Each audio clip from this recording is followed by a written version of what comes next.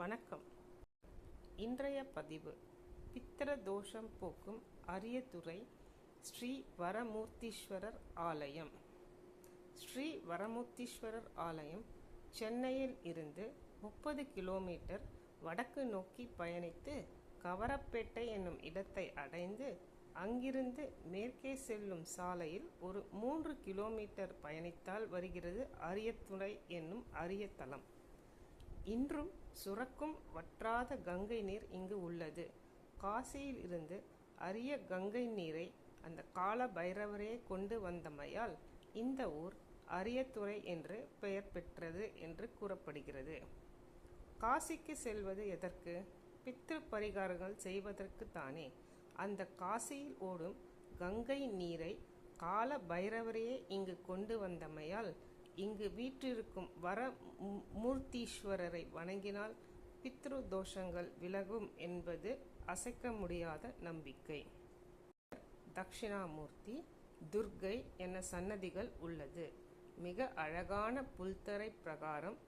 பின்னர் தெற்கு நோக்கி காட்சி தரும் மரகதவள்ளி அம்பிகை அழகே வடிவாக ஆனந்த சுரூபிணியாக காட்சி தருகிறார். அவரை வணங்கிய பின் வரமூர்த்தீஸ்வரர் கிழக்கு நோக்கி சதுர பீடத்தில் காட்சி தருகிறார். வடக்கு பகுதியில் காசியில் இருந்து வந்த பைரவர் மணல் பைரவராக காட்சி தருகிறார். பித்ரு தோஷம் உள்ளவர்கள் அரியதுறை சென்று புனித கங்கை நீரை தெளித்து கொண்டு சிறிது அருந்தி வரமூர்த்தீஸ்வரரை மனமுருக பிரார்த்தித்தால் அவர்களுடைய துன்பங்கள் விலகி நன்மைகள் நடக்கும் என்று ஆலய வரலாறு கூறுகிறது.